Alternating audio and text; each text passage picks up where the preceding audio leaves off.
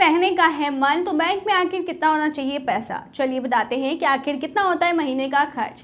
नमस्कार, स्वागत है आपका हमारे चैनल यूएई खबर पर। अगर आपका सपना है कि आप दुबई जैसे शानदार और ग्लोबल शहर में रहें तो सबसे पहले वहां की महंगाई का अंदाजा होना जरूरी है। दुनिया की सबसे तेजी से बढ़ती मेट्रो सिटी में से एक दुबई अपने लग्जरी लाइफस्टाइल, शानदार सुविधाओं के लिए मशहूर है, लेकिन वहां रहना सस्ते का सौदा नहीं है। किराए से लेकर खाने पीने और ट्रांसपोर्ट तक हर चीज का दाम आपके बजट पर सीधा अफेक्ट करता है।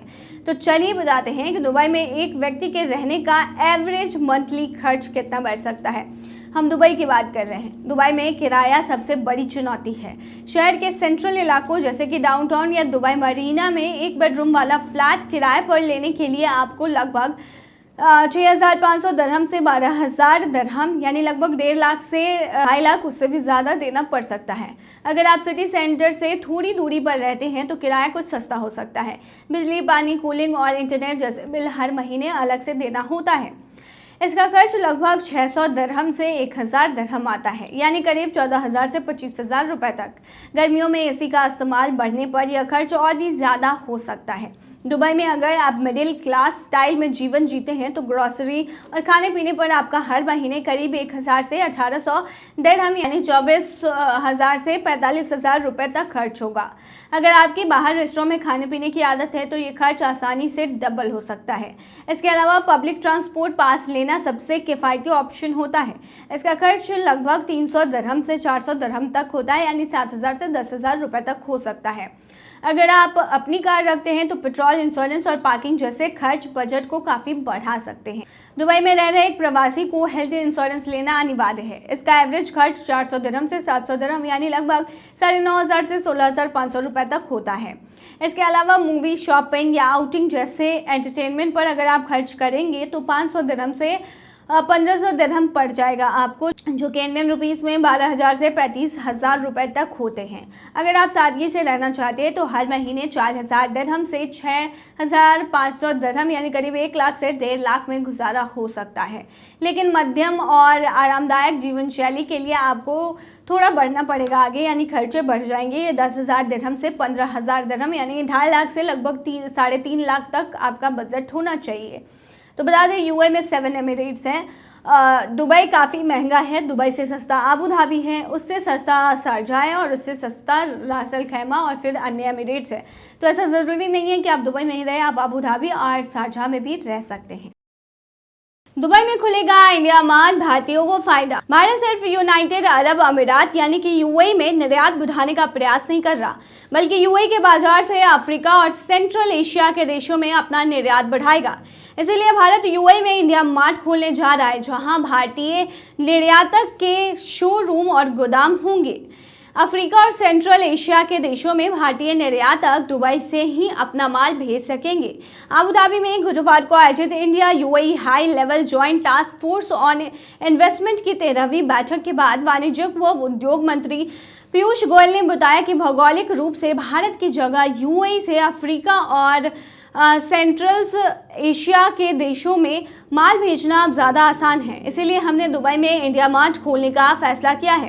इंडिया मार्ट के लिए यूएई की सरकार ने जमीन का आवंटन कर दिया है। 22 से 25 लाख वर्ग फुट एरिया में इंडिया मार्ट का निर्माण वर्ष 2027 तक पूरा हो जाएगा, जहां विभिन्न सेक्टर के भारतीय निर्यातक अपने माल की नुमाइश करने के साथ वहां से डिलीवरी भी कर सकेंगे।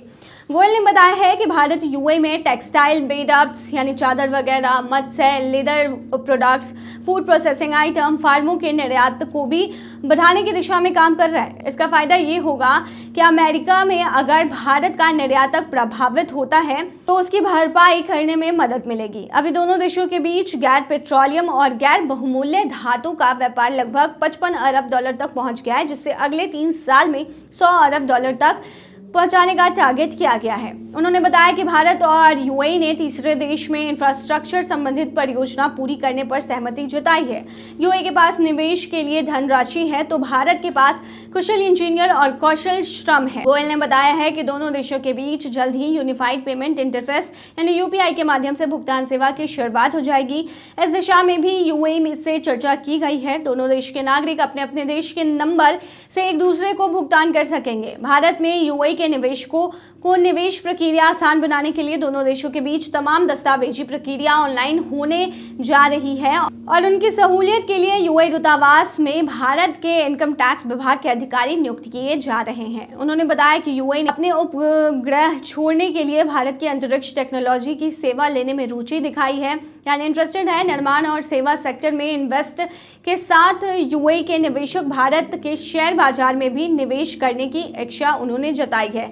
मतलब साफ है कि यूएई और भारत मिलकर आगे बढ़ने की कोशिश कर रहे हैं। बता दें कि यूएई में इंडिया मार्ट खुलेगा, जिसके तहत जितने भी भारत के लोग हैं जो वहां पर अपने सामान को बेचना चाहते हैं, वहां से वो डायरेक्ट अमेरिका या फिर कहीं भी अपने सामानों को बेच पाएंगे। तो ये एक बहुत बड़ी अपॉर्चुनिटी रहेगी। इतना ही नहीं, आगे चल के बहुत सारे मुद्दों पे बात हो रहा है। अगर साझेदारी होती है तो इसका सीधा फायदा भारत में रह रहे लोगों को मिलेगा, साथ ही यूएई में रह रहे भारतीयों को भी मिलेगा। यूपी का संदीप दुबई की जेल में है बंद, परिवार लगा रहा है सुरक्षित वापसी की गुहार। उत्तर प्रदेश का एक मामला सामने आया है जहां का एक व्यक्ति यूएई में जेल में बंद है, जिसके बाद परिवार उसकी सुरक्षित वापसी की गुहार लगा रहे हैं। मामला उत्तर प्रदेश के गोरखपुर जिले के बड़हलगंज थाना क्षेत्र के मिश्रौली गांव के रहने वाले संदीप प्रसाद का है। संदीप प्रसाद का विदेश जाकर कमाने का सपना अब उनके और परिवार के लिए डरावना सपना बन गया है। नौकरी के लिए दुबई गए संदीप को वहां पुलिस ने गिरफ्तार कर जेल में डाल दिया है। कैसे हुआ है ये पूरा मामला, तो बता दें कि परिजनों के अनुसार दिसंबर 2024 में संदीप दुबई की Nojoom Al Omar technical services private company में पेंटर की नौकरी करने गया था, लेकिन वहां उसके नाम पर धोखाधड़ी कर दी गई। आरोप है कि बांग्लादेशी मन्ना शेख और एमडी अकरम शेख नाम के लोगों ने संदीप की पहचान का इस्तेमाल करके अलग अलग बैंकों में अकाउंट खुलवा लिए। खातों से 6 एटीएम कार्ड और 8 मोबाइल सिम जारी किए गए और फिर उन्हीं के जरिए लाखों रुपए का लोन लिया गया। जब लोन की किस्तें समय पर नहीं चुकाई गई तो ये पूरा मामला पुलिस के पास पहुंचा, जिसके बाद गिरफ्तारी हुई। धोखाधड़ी की असलियत जब संदीप के समझ में आई तो बहुत देर हो चुकी थी। 18 सितंबर 2025 को दुबई की सीआईडी पुलिस ने उसे गिरफ्तार कर लिया और बाद में अबू धाबी सेंट्रल जेल भेज दिया गया। परिवार का कहना है कि संदीप पूरी तरह निर्दोष है और वो अनजाने में इस फ्रॉड के जाल में फंस गया है। संदीप के पिता फिरंगी प्रसाद और मां लालती देवी का कहना है कि उनका बेटा मासूम है और सिर्फ अपने परिवार का सहारा बनने विदेश गया था। उन्होंने मुख्यमंत्री योगी आदित्यनाथ, सांसद रवि किशन शुक्ला से मदद की गुहार लगाई है। अब बांसगांव के सांसद और केंद्रीय राज्य मंत्री कमलेश पासवान और गोरखपुर डीएम भी भारतीय दूतावास से संपर्क कर रहे हैं ताकि संदीप को जल्द से जल्द सुरक्षित भारत वापस लाया जा सके। परिवार का रो कर यही कहना है कि हमारे बेटे को निर्दोष साबित कर देश वापस लाया जाए ताकि उसका जीवन बर्बाद ना हो। देखिए, ऐसी खबरें हम आपको इसलिए नहीं बताते क्योंकि ये खबर है और आप तक पहुंचाई जाए, इसलिए भी बताते हैं ताकि आप इन खबरों से सीख लें और सतर्क रहें। कैसे संदीप को बेवकूफ़ बनाकर उससे हस्ताक्षर करवाकर उसके नाम से उसकी आईडी से सिम निकाले गया और उस पर लोन ले लिया गया। तो अगर आप विदेश में रहते हैं तो ऐसा किसी को करने ना दें। एक तो कोई भी कोरे कागज पर साइन ना करें और अपनी आईडी हर किसी को ना दें।